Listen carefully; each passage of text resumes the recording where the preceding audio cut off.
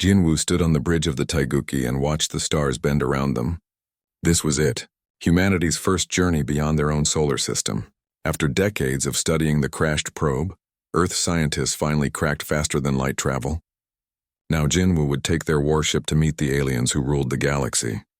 "Captain, we're approaching the coordinates," his executive officer Taeyang said. The young man looked nervous. Everyone on the ship was nervous. They had no idea what waited for them out here. "Slow to sublight speed," Jinwoo ordered. "Let's not scare them by appearing too fast." The stars snapped back into focus. Ahead of them floated the largest structure Jinwoo had ever seen. Nexus Prime. The alien space station stretched for hundreds of kilometers in every direction. Ships of strange designs moved in and out of massive docking bays. Some ships looked like living creatures. Others seemed made of crystal or light itself. "They're hailing us," the communications officer said. "Put them through." The screen flickered. An alien appeared. It had feathers instead of hair and large golden eyes. When it spoke, the translation software turned its words into Korean. "Unknown vessel, you are entering Confederation space. State your origin and purpose. This is Captain Jinwoo of Earth. We come in peace. We wish to meet with your leaders." The alien's feathers ruffled. "Earth, we have no record of this world. Wait for authorization." 30 minutes passed, then an hour. Finally, the alien returned. "You are cleared to dock. Bay 47. Ambassador Hyun is already waiting for you there." Jinwoo raised an eyebrow. "Ambassador Hyun? Earth sent a diplomat ahead in a small shuttle 2 weeks ago," Taeyang explained. "I guess he made it." The Taiguchi moved toward the docking bay. As they got closer, Jinwoo noticed other ships pulling away from them. They were avoiding the human warship. He looked at his vessel's reflection in the station's metal hull. The Taiguchi was all sharp angles and gray armor. Gun ports covered its surface. Sensor arrays stuck out like spines. It looked exactly like what it was. A weapon. The alien ships looked like art. Smooth curves. Bright colors. Elegant designs. They looked fast and beautiful. The Taiguchi looked mean. "Sir, some of those ships are scanning us," Taeyang said. "Let them look," Jinwoo replied. "They'll only see what we want them to see." After docking, Jinwoo took a shuttle to meet Ambassador Hyun. The diplomat waited in a large chamber filled with aliens of every type imaginable. Some walked on 4 legs. Others floated in the air. A few looked almost human but with strange features. "Captain," Hyun said, shaking his hand. "Welcome to galactic politics. How did it go?" Jinwoo asked quietly. "Better than expected. Worse than hoped." Hyun guided him through the crowd. "They're curious about us. But they think we're primitive. They've been traveling the stars for thousands of years. We just got here. Did you tell them about our history? I mentioned Earth has experienced conflict." They laughed. "They think their energy shields and plasma weapons make them untouchable. They haven't fought a real war in 3,000 years. Jinwoo said nothing. He had studied Earth's history. Humans had spent centuries perfecting the art of killing each other. Every war taught new lessons. Every battle created better weapons. Earth had nuclear bombs before they had computers. They built missiles before they built starships. Humanity knew war, an alien approached them. It was the feathered creature from the screen. "Ambassador Hyun, Captain Jinwoo. I am Counselor Velmara, head of the Military Council. Welcome to the Confederation." "Thank you for receiving us," Hyun said. "We are pleased to offer Earth probationary membership in our union," Velmara said. "But first you must prove your civilization values peace." "How do we do that?" Jinwoo asked. "Every year we hold a fleet review. All member species bring their finest warships. It is a celebration of unity and cooperation. You will bring your vessel and participate.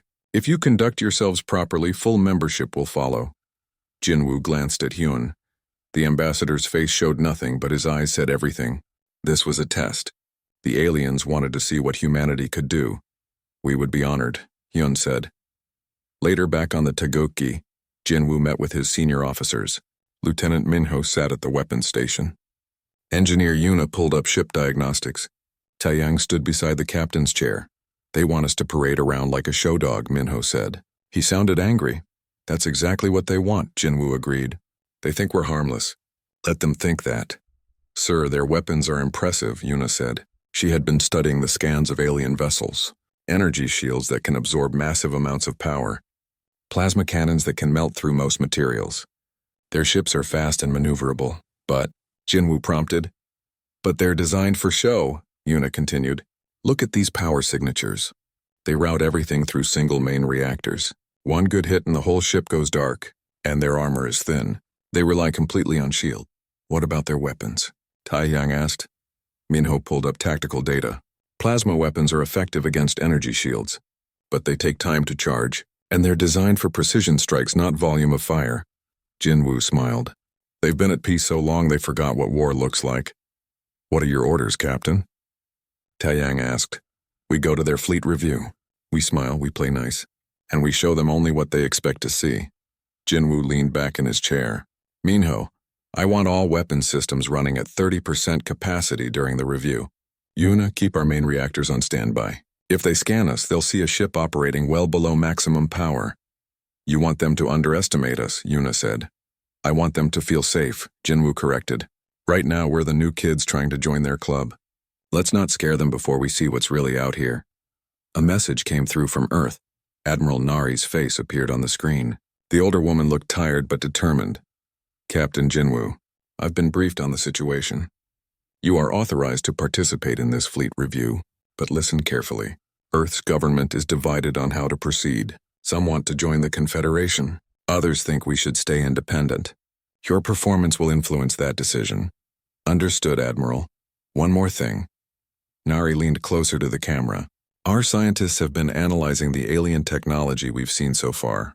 Their weapons are advanced, but they're not designed for sustained combat. They're designed for ceremonies and police actions. These aliens have forgotten how to fight. Don't let them forget that we haven't. Yes, ma'am. The transmission ended. Jinwoo looked out at the alien station. Thousands of beings from dozens of worlds lived there in peace. They had built something humanity never managed. A true coalition of different species working together. But peace made people soft. Peace made them forget the cost of freedom. And Jinwoo had a feeling that something out in the dark spaces between stars would soon remind everyone what danger really meant. For now, though, he would play their game. He would take the Taeguki to their fleet review and show them what they wanted to see. Later, the galaxy would see what humanity really was, and by then, it would be too late to look away. The Aurora Nebula painted space in colors Jinwoo had never seen. Purple and gold clouds stretched across the void like paintings in the sky. Against this beautiful backdrop, hundreds of alien warships gathered for the fleet review. Jinwoo watched from the Taeguki's bridge as they approached. Each alien vessel was a work of art. One ship from an aquatic species looked like a giant pearl, smooth and glowing. Another craft seemed to be made entirely of living plants, green and pulsing with life. A third vessel appeared carved from a single piece of red crystal. They're all so pretty, Mio muttered from his weapons station. Pretty doesn't win fights. Taeyang replied. The Taeguki moved into formation. Immediately, Jinwoo noticed the other ships pulling away. No one wanted to be near the human warship. He didn't blame them. Next to the elegant alien vessels, the Taeguki looked like a piece of scrap metal. Gray armor plating covered every surface. Gun turrets stuck out at harsh angles. The ship had no curves, no decorations. It was built for one purpose. Captain, we're receiving multiple scans, Yuna reported from engineering. At least 20 ships are trying to analyze us. Let them scan, Jinwoo said. They won't find anything interesting. We're running on minimal power, remember? On Nexus Prime, Captain Sora sat in the observation deck. She was part of Earth's intelligence team, embedded with the Confederation to learn everything she could. Around her, alien officials watched the fleet review on massive screens. Look at the human ship, one alien laughed. It was an insectoid creature, all angles and sharp edges itself. They call that a warship. It looks like a cargo hauler. They still use kinetic weapons, another alien said, reading from a datapad. Railguns. How primitive. Don't they know energy weapons are far more efficient? Sora said nothing. She just watched and listened. These aliens had no idea what they were looking at. The Taeguki wasn't primitive. It was practical. Every centimeter served a purpose. But let them laugh. Underestimating your opponent was the first step to losing. The fleet review ceremony began. One by one, ships performed elaborate maneuvers. The pearl-like vessel created beautiful patterns with colored lights. The plant ship released glowing spores that danced in formation. The crystal craft split apart and recombined in impossible ways. The crowd loved it. Aliens cheered and applauded. This wasn't a military exercise. It was entertainment.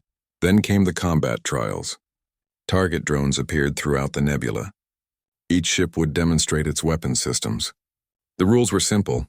Disable as many targets as possible in 2 minutes. Use of lethal force was forbidden. This was supposed to be friendly. The Pearl ship went first. It fired precise beams of concentrated light. Each beam touched a drone, and the drone system shut down cleanly. Elegant, efficient. The ship disabled 15 targets. The crowd applauded politely. More ships took their turns. The crystal vessel used some kind of sonic weapon. The plant ship fired seed pods that attached to drones and drained their power. Each performance was impressive in its own way. The highest score was 22 targets disabled by a ship that looked like a metal flower. Fleet Master Quintel, the insectoid commander, spoke over the general channel. His voice was smug. And now the newest species to join us, Earth. Let us see what primitive kinetics can do.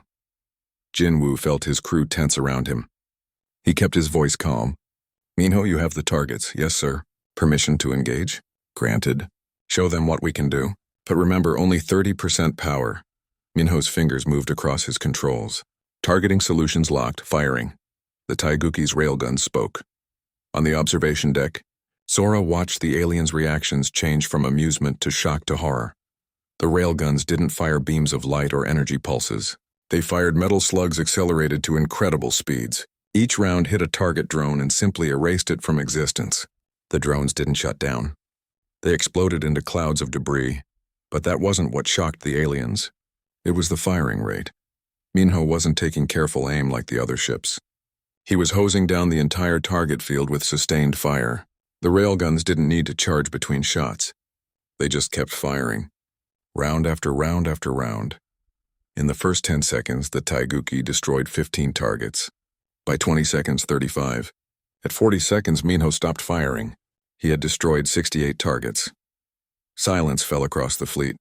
Even the nebula seemed to hold its breath. Targets neutralized, Minho reported. His voice was professional, but Jinwoo could hear the satisfaction in it. Fleet Master Quintel's voice came over the channel, confused and angry. Earthship, you were only supposed to disable the targets, not destroy them. Jinwoo kept his tone respectful. Apologies, Fleet Master. Our weapons don't have a disable setting. We only have one setting. And what setting is that? On another long silence. Then Quintel spoke again, his voice cold. Your demonstration was excessive. The exercise is complete. The screen on Nexus Prime changed to show the Taiguchi from multiple angles. Analysts pulled up data from the weapons test. Numbers scrolled across displays. Those rounds were traveling at .08 light speed, one analyst said, her voice shaking. A direct hit would punch through any shield in the Confederation. But they said they were only running at 30% power, another replied. What would full power look like? On the Taiguchi's bridge, Yuna leaned close to Jinwoo. Sir, we're receiving a private communication from Ambassador Hyun. He says the Confederation Council wants to meet with you. Immediately. Am I in trouble? Jinwoo asked. He says they're not sure what to make of us anymore. The meeting took place on a Confederation flagship. Jinwoo entered a conference room filled with alien officials. Counselor Velmara sat at the head of the table. Fleet Master Quintel glared at him from the side. Ambassador Hyun stood in the corner, his face carefully neutral. Captain Jinwoo, Velmara began, your demonstration today has raised concerns. Your weapons are far more destructive than we anticipated. Some council members feel threatened by this display. Jinwoo remained standing. With respect, Counselor, you asked us to demonstrate our capabilities. We did. You destroyed government property, Quintel snapped. Those drones were expensive. The exercise called for target elimination. We eliminated the targets. The exercise called for disabling, not annihilation. Jinwoo turned to face the insectoid commander directly.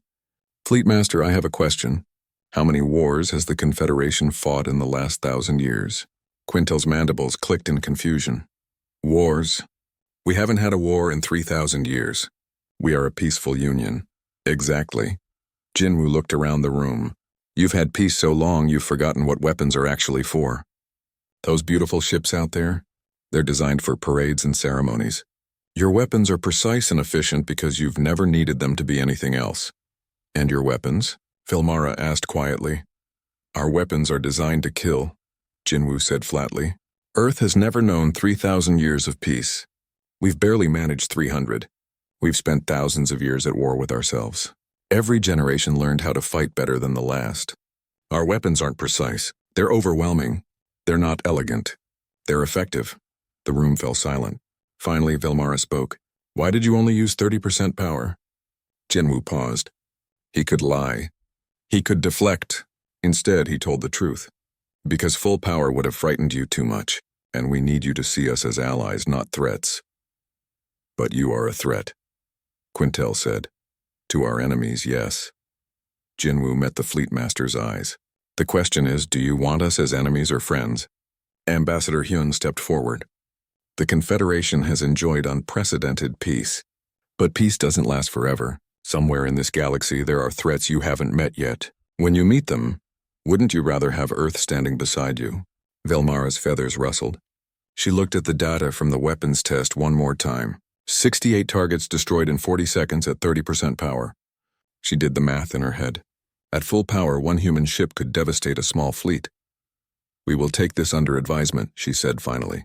Captain Jinwoo, you and your ship are dismissed.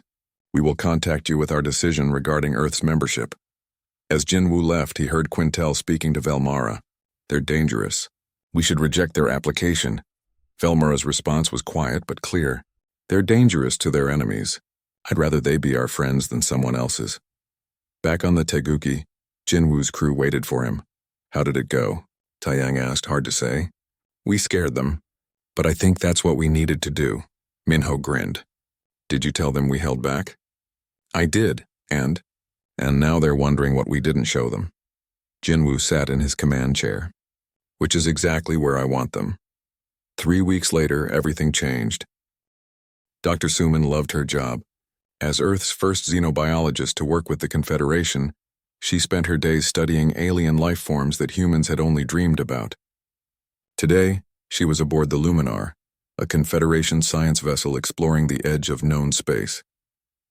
Dr. Suman, the ship's captain, called. His name was Kurvesh, a reptilian creature with brilliant blue scales. We're approaching the coordinates. The energy readings are unlike anything in our database. Suman moved to the science station. The screen showed waves of strange radiation coming from empty space. That shouldn't be possible. There's nothing out here. No stars, no planets. Just void. Exactly, Kurvesh said, which is why we need to investigate. The Luminar moved closer to the source of the readings. Suddenly, the ship's alarm screamed. Red lights flashed across every console. Captain, the sensor officer shouted. Multiple contacts emerging from nowhere. On the main screen, space itself seemed to tear open. Massive shapes pushed through the tiers, ships, hundreds of them. Each vessel was enormous, covered in dark armor and bristling with weapons. They looked nothing like Confederation ships. These weren't built for beauty or ceremony. They were built for war. Get us out of here, Kurvesh ordered. Full power to engines. The Luminar tried to turn away. It was too late. One of the alien ships fired. The weapon wasn't plasma or energy. It was something else. Something that cut through the Luminar's shields like they didn't exist. The science vessel shook violently. Shields down, someone screamed. Hull breach on decks 3 and 4. Send a distress signal, Kurvesh shouted. Tell the Confederation what we found. Suman's fingers flew across her console. She recorded everything the sensors could see. Ship designs, weapon signatures, formation patterns. She compressed it all into a quantum burst transmission. Sending now. The transmission launched just as another blast hit the Luminar. This time the ship's entire power grid went dark. Emergency lights flickered on, casting red shadows across the bridge. Through the view screen, Suman watched one of the alien warships approach. It was massive, easily 10 times the size of the Luminar. As it got closer, she could see details. Weapons that looked like they could crack planets. Armor thick enough to shrug off any weapon she knew. And on the hull, markings in a language she had never seen. A voice came through the speakers. It was harsh, mechanical, filled with contempt. You are now property of the Vrex Dominion. Surrender your vessel. Vrex? Kurvesh whispered. I've never heard of them. Activate escape pods, Suman shouted. Everyone abandon ship. The crew scrambled for the pods. Suman grabbed as much data as she could carry. As she ran down the corridor, she felt the ship shudder. The Vreks were boarding them. She could hear weapon fire, screaming, the sound of metal being torn apart. She made it to an escape pod with 2 other crew members. They launched just as the Luminar exploded behind them. The tiny pod tumbled through space, its weak engines barely functioning. Suman watched as the Vreks fleet continued to emerge from whatever dark place they came from. She counted 200 ships so far. And more were coming. We need to hide, she said. If they find us, too late, one of the crew members said. He pointed at the screen. A Vrek scout ship was heading their way. Suman's mind raced. The quantum burst. Had it gotten through? Would anyone receive it? And if they did, would they believe what it showed? Across the galaxy, the Taguchi was on routine patrol near a remote star system. Doyen sat at the communications station, monitoring standard channels. Most of it was boring. Trade negotiations, weather reports, diplomatic messages. Then his console lit up with an alert. Captain, I'm receiving a quantum burst transmission. Emergency frequency. It's breaking up, but I'm reading Confederation codes. Jinwoo was on the bridge immediately. Play it. The message was fragmentary.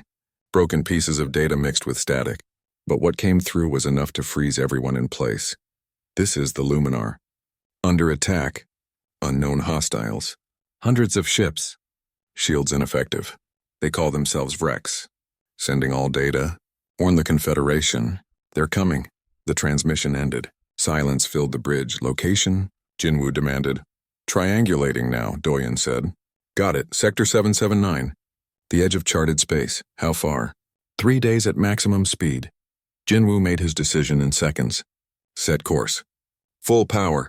Taeyang, bring the crew to battle stations.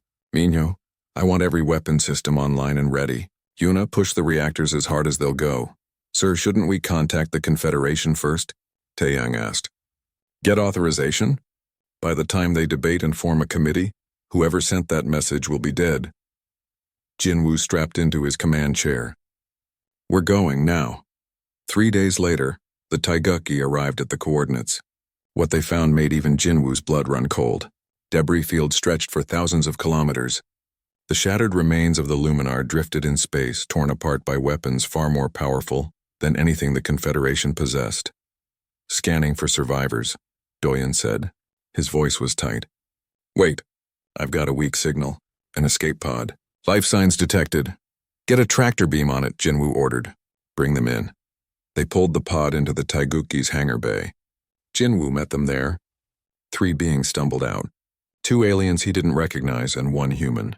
The woman looked exhausted and terrified. Dr. Suman, he asked. She nodded, then collapsed. The medical team caught her and rushed her to the sick bay. The 2 aliens went with her. An hour later, after she had been treated for dehydration and shock, Suman sat in the conference room with Jinwoo and his officers. Tell us everything, Jinwoo said gently. Suman's hands shook as she pulled up the data she had saved. They came out of nowhere. Hundreds of ships. We had no warning. They tore through our shields like paper. Their weapons. I've never seen anything like them. She paused, fighting tears. Captain Kurvesh and most of the crew died. We barely escaped. The data played on the screens. Jinwoo watched in silence as the Vreks fleet emerged. He studied their ship designs, their formation patterns, their weapon signatures. They said they were the Vreks' dominion, Suman continued. They said we were their property now. Like we were things, not people. How many ships did you count? Taeyang asked. 200 in the advance fleet, but... Suman's voice dropped to a whisper. But there are more coming. I saw the readings before we escaped. The main fleet is following behind them. Thousands of ships, maybe tens of thousands, Minho leaned forward. When? The advance fleet will reach Confederation space in about 3 weeks. The main fleet? She checked her data. 2 months, maybe less. Jinwoo sent the information to Earth immediately. He encrypted it with every code Earth possessed. Admiral Nari's response came within hours. Her face filled the screen. She looked older than Jinwoo remembered. Captain, I've briefed the government. They're in shock. An invasion fleet this size is beyond anything we anticipated. What are our orders, Admiral? Hold position. Gather intelligence. We're sending reinforcements, but it will take time. She paused. Jinwoo, the Confederation needs to know. They need to prepare. They won't believe it, Jinwoo said flatly. They haven't fought a war in 3,000 years. They'll think we're exaggerating. Then make them believe. Jinwoo contacted Nexus Prime. He demanded an emergency session with the Confederation Council. They made him wait 12 hours before granting the meeting. When he finally stood before them with Suman beside him, he could see the skepticism on their faces. An invasion fleet? Fleetmaster Quintel said mockingly. Captain, is this some kind of human trick to make yourselves seem more important? Show them, Jinwoo said to Suman. She played the data. The council watched in silence as the Vrex fleet emerged. They saw the Luminar's destruction. They heard the final transmissions of the dying crew. When it finished, Counselor Velmara spoke. Her voice was calm, but Jinwoo could hear the fear underneath. This could be falsified data. It's not, Suman said. I was there. I watched them kill my friends. Even if it's real, Quintel said, our fleet is more than capable of handling 200 ships. We have thousands of vessels. Jinwoo stepped forward. Fleetmaster, may I speak plainly? By all means. Your fleet is designed for ceremonies and patrols. These ships are designed for conquest. Look at their weapons. Look at their armor. Look at how they move. These are not parade vessels. These are killers. You're exaggerating. Am I? Jinwoo pulled up tactical analysis. Your shields are strong against energy weapons, but the Vrex use kinetic impactors at near light speed. Your plasma cannons are precise but slow to charge. The Vrex use rapid-fire weapons that don't need charging. Your ships are fast but lightly armored. The Vrex ships are slow but covered in meters of ablative plating. He let that sink in. You've been at peace so long you've forgotten what a warship looks like. Well, look at that data. That's what a warship looks like. Velmara studied the information carefully. What do you suggest, Captain? Prepare for war. Build weapons. Train your crews and... He took a breath. Let Earth help you. The council erupted in argument. Some members wanted to reject Earth's help. Others demanded more proof. A few suggested trying to negotiate with the Vrex. Finally, Velmara raised her hand for silence. We will take this under consideration. But Captain Jinwoo, understand this. Earth's orbital shipyards had been quiet for decades. The massive construction facilities floated above the planet, mostly unused since humanity built its first generation of interstellar vessels. Now they roared to life. Every yard, every dock, every assembly line activated at once. Shipwright Hana stood in the command center of Yard 7 and watched the construction crews swarm over a half-built hull. How long until the Sol-class cruisers are complete? She asked her assistant. 48 hours for the first batch. We're building 16 simultaneously. Not fast enough. We need them in 36 hours. Ma'am, the crews are already working triple shifts. Then find more crews. Pull people from civilian sectors. I don't care what it takes. Hana pulled up the construction schedule. Ships of every class filled the screens. Cruisers, destroyers, carriers, support vessels. And at the center of Yard 1, the largest construction project Earth had ever attempted. The Incheon, the first human dreadnought. President Seung-ho addressed the United Nations from the General Assembly. Every nation on Earth watched. My fellow humans, for the first time in our history, we face a threat that comes not from each other, but from the stars. An alien empire called the Vrex Dominion is coming. They have conquered 12 galaxies. They see other species as property, not people. And they are coming here. The assembly erupted in panic. Seung-ho raised his hand for silence. But we are not defenseless. We are not unprepared. For thousands of years, humanity has known war. We have fought each other with everything we had. We built weapons that could destroy our own world. Now we will turn that experience, that terrible knowledge, toward protecting not just Earth, but the entire galaxy. We are activating every shipyard, every factory, every resource. In 6 weeks, Earth will field the largest war fleet humanity has ever built, and we will stand between the Vrex and the innocent species of this galaxy, because that is what we do. We protect those who cannot protect themselves. At Nexus Prime, the Confederation Council finally accepted reality. The Vrex Advance Fleet was 3 weeks away and closing. Ambassador Hyun stood before them with new terms. Earth offers the following, he said. We will provide military expertise, weapons technology, and warships to defend the Confederation. In exchange, we require full membership, complete technology sharing and operational command of defensive operations. Fleet Master Quintel bristled.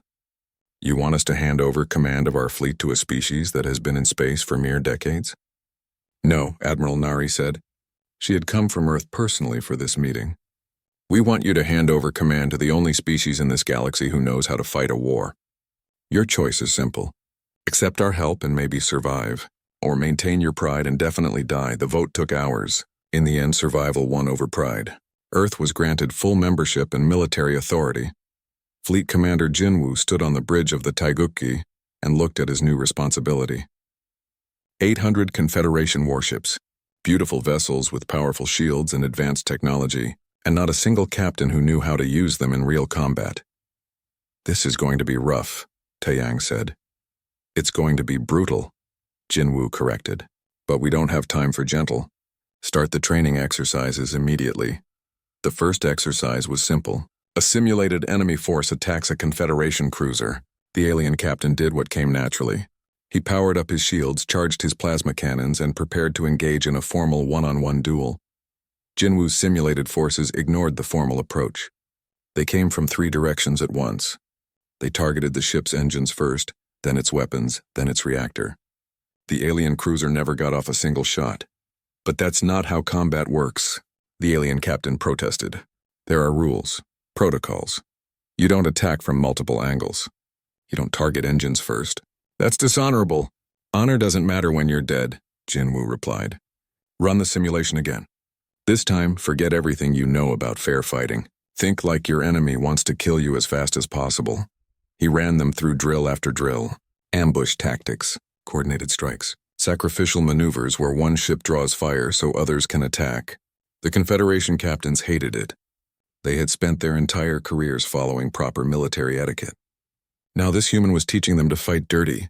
Lieutenant Minho took over weapons training. He gathered the Confederation weapons officers in a simulator room. Your plasma cannons are impressive, he said. But they have one fatal flaw. They take 3 seconds to charge between shots.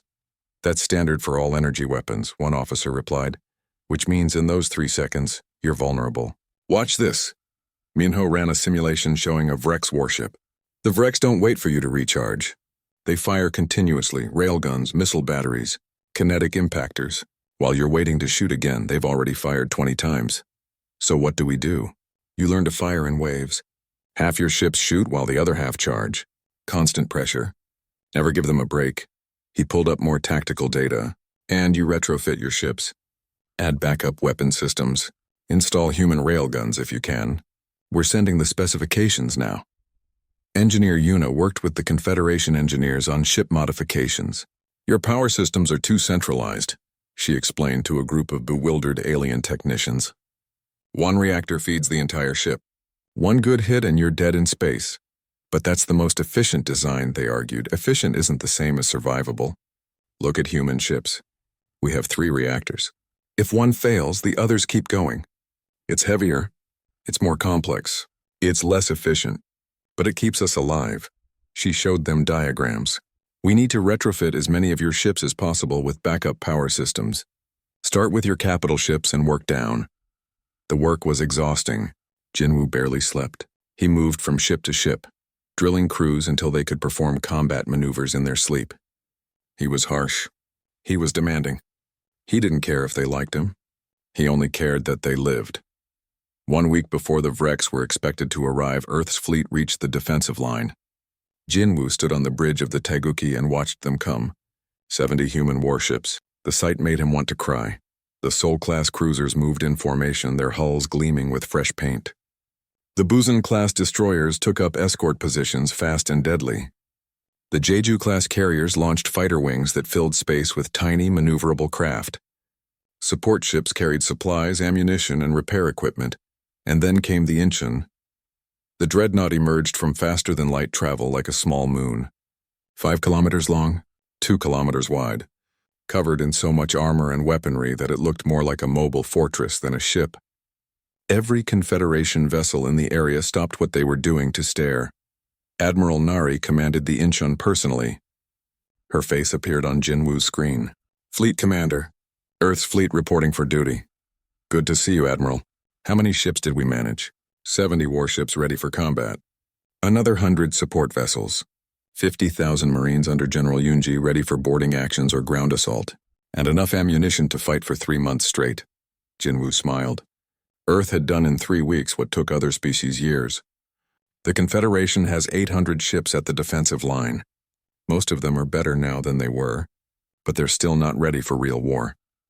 Then we'll have to be ready enough for all of them. Nari looked at tactical displays. Where do you want us? Center line. You're going to draw a lot of fire with the Incheon. Use it. Let the Vrex focus on you while the Confederation fleet strikes from the flanks. And what will the Taiguki be doing? Hunting their flagship. Someone needs to cut off the head of this snake. The defensive line came together at the Corvin system, a binary star system with asteroid fields and good sensor coverage, perfect for an ambush if you knew how to use it. Jinwoo positioned his forces carefully. Human ships at key points, Confederation vessels in support positions, fighters hidden in asteroid fields. Every ship knew its role. Captain Sora came aboard the Taiguki 2 days before the expected Vrex arrival. She brought intelligence data from every source Earth could access. The Vrex advance fleet is 200 ships strong, she briefed Jinwoo and his staff. Their flagship is called the Worldbreaker, 10 kilometers long, commanded by War Prime Thexel. He's conquered 47 systems personally. What's his tactical style? Jinwoo asked. Overwhelming force. The Vrex don't do subtle. They form up in standard battle formations and push forward. They rely on superior shields and firepower to break through enemy lines. It's worked for them across 12 galaxies. Because no one knew how to fight back, Minho said. What about their shields? Rated to absorb energy equivalent to a small star. They've never faced kinetic weapons before, so we don't know how they'll hold up against railguns. Then we're about to teach them a new lesson, Jinwoo said. The night before the battle, Jinwoo walked through the Taiguki's corridors. He visited every department. Engineering, where Yuna and her crew checked every system one last time. Weapons, where Minho calibrated the railguns for maximum accuracy. Medical, where doctors prepared for casualties.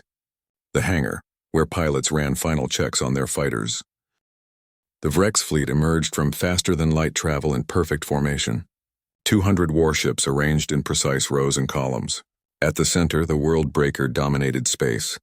10 kilometers of dark metal and weapons that had reduced entire civilizations to ash. On the Worldbreaker's bridge, War Prime Thexel studied the defending fleet. 870 ships. More than he expected. But it didn't matter. He had conquered 47 systems with worse odds. These ships looked soft, beautiful, ceremonial. They would break like all the others. Open a channel, he ordered. Let's give them a chance to surrender. The transmission went out to every ship in the defensive line. Thexel's voice was harsh and mechanical. Inferior species. You are now property of the Vrex Dominion. Power down your vessels and prepare to be boarded. Resistance is futile. We have conquered 12 galaxies. You are nothing compared to the forces we have destroyed. On the Taiguki, Jinwoo listened to the transmission. Then he opened a response channel. Just 2 words. Come take it. Thexel's mandibles clicked in amusement. As you wish. All ships advance. Standard formation. Engage at will. The Vrex fleet moved forward. Shields at maximum power. Weapons charging. They had done this 1,000 times before. It always ended the same way. The enemy would fire their weapons. The shields would absorb the damage. Then the Vrex would return fire and end it. The Confederation ships opened fire first. Plasma cannons lit up space with bright energy beams. The weapons hit the Vrex shields and dissipated harmlessly. Exactly as expected. Thexel laughed. Is that all? Return fire. Destroy 10 ships. Show them what real weapons look like. The Vrex heavy cruisers fired. Their weapons were more powerful than anything the Confederation possessed. Energy beams cut through space and smashed into Confederation vessels. Shields flickered and failed. Ships exploded or went dark, drifting in space. In the first 2 minutes, the Confederation lost 12 ships. The Vrex lost none. They're breaking already, Thexel's second-in-command reported, detecting panic in their communications. They're trying to retreat. Let them run.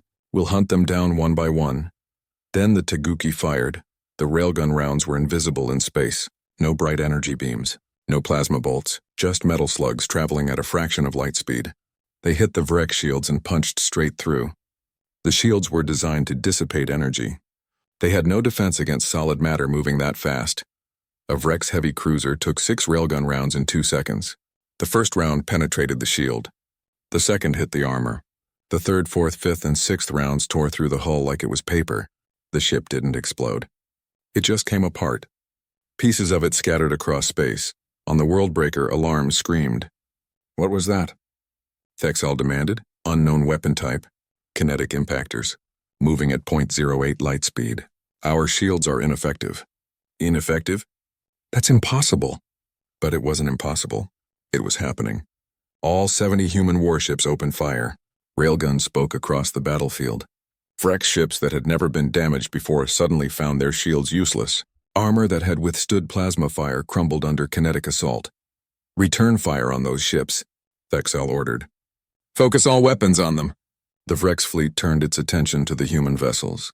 Hundreds of energy weapons targeted the 70 human ships. Surely they would break under such concentrated fire. But the human ships didn't fight like the Confederation. They didn't stay in formation. They scattered into the asteroid fields. They used the rocks for cover. They fired and moved, never staying still long enough for the Vrex to get a clean shot. And when the Vrex weapons did hit, they found the human ships were built differently. Multiple reactors meant one hit didn't kill the whole ship. Thick armor absorbed damage that would have destroyed prettier vessels. Redundant systems kept weapons firing even when half the ship was damaged. The Busan-class destroyers proved especially deadly. Fast and maneuverable, they darted in and out of the Vrex formation. They targeted engines and weapons. Hit-and-run attacks that left Vrex ships crippled and vulnerable. The Jeju-class carriers launched their fighter wings. Thousands of small craft swarmed the Vrex vessels like angry insects. Individually, each fighter was harmless, but together they overwhelmed point defense systems. Missiles slipped through and hit critical systems. The Vrex had never dealt with such tactics before. "This is wrong," Thexal's second-in-command said. "They're not fighting properly. They're not following any tactical doctrine we know. Because they're barbarians," Thexal shouted. "But barbarians can be crushed. Order all ships to Titan formation. Concentrate fire. We'll destroy them ship by ship." But the human ships wouldn't let them Titan formation. Whenever the Vrex tried to group together, railgun fire forced them apart. The Confederation fleet, watching and learning, began to copy human tactics. They stopped trying to fight honorably. They started fighting to survive. Confederation cruisers worked in pairs now. One would fire while the other charged weapons. Constant pressure, just like Minho taught them. Confederation destroyers used asteroids for cover. Some Confederation captains even made sacrificial runs, drawing fire so others could attack from better angles. 15 minutes into the battle, the Vrex had lost 30 ships. The defenders had lost 60, but the momentum was shifting. The Vrex were confused, disorganized. Their perfect formations were falling apart. Then Admiral Nari brought the Incheon into the fight. The dreadnought had been waiting on the edge of the battle. Now it accelerated directly at the Vrex formation. Every Vrex ship in range opened fire. Energy beams hammered the Incheon shields. The shields flickered but held. The armor beneath absorbed what got through. "Ma'am, we're taking heavy damage," the Incheon's first officer reported. "I know," Nari replied calmly. "Keep going. Draw their fire. Let the rest of the fleet work." The Incheon pushed deeper into the Vrex formation. It was too big to dodge, too slow to run. It just took the punishment and kept coming. And while every Vrex ship focused on this massive target, the rest of the human fleet struck from the sides. Sol-class cruisers fired broadside after broadside. Their railguns never stopped. Vrex ships that had survived for hundreds of battles fell one after another. The beautiful precision of the Vrex formation collapsed into chaos. "This is impossible," Thexal screamed. "We are the Vrex Dominion. We have conquered galaxies. Then today you learn what defeat feels like," Jinwoo said over an open channel. The Taguki had circled around the battle. Now it was behind the Vrex fleet. Behind the Worldbreaker. "Target the flagship," Jinwoo ordered. "Minho, I want every railgun we have on that ship. Full power, fire everything." The Taguki unleashed hell. At full power, its railguns could fire 3 times faster than anything the Vrex had seen. Round after round slammed into the Worldbreaker's engines. The flagship's shields, already weakened by frontal assault, failed completely under the rear attack. Thexal felt his ship shudder. Alarm screamed across every console. Engineering report. Main engines offline. Auxiliary power failing. Hull breaches on multiple decks. Impossible. This ship has survived the conquest of 3 galaxies, and now it dies in this one, Jinwoo said. Final warning. Surrender or be destroyed. Thexel's pride wouldn't let him surrender. He had never surrendered in his entire career. All remaining ships. Protect the flagship. Destroy that human vessel. But there were no ships to protect him. The Vrex fleet was scattered and dying. The surviving ships were too busy trying to save themselves to help their commander. Jinwoo positioned the Taguki directly behind the world breaker and fired again. The railgun rounds tore through the flagship's reactor section. For a moment, nothing happened. Then the massive ship split in 2. The reactor containment failed.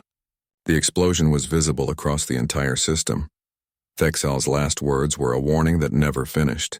Tell the Dominion, these creatures, they do not fight with honor. They fight to... The transmission cut off as the Worldbreaker's bridge section disintegrated. With their flagship destroyed and their commander dead, the Vrex fleet tried to retreat. Jinwoo made a cold decision. All ships. No survivors. We cannot let them report our capabilities to the main fleet. For the next 6 hours, the combined human and Confederation fleet hunted down every Vrex vessel. Some tried to hide in the asteroid fields. Fighters found them. Some tried to jump to faster than light speed. Destroyers intercepted them.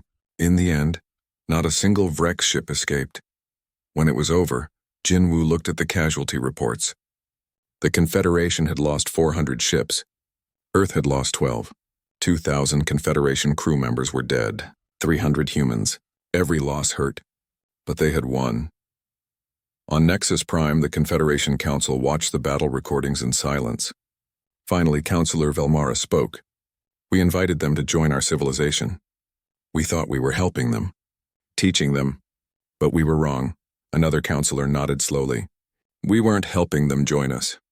They were teaching us to join them. The moment they showed us their warship, the galaxy's fate changed. We just didn't know it yet. Fleet Master Quintel, who had mocked the Taguki during the fleet review, looked at the battle data. 70 human ships destroyed 200 Vrex vessels, and they lost only 12 ships doing it.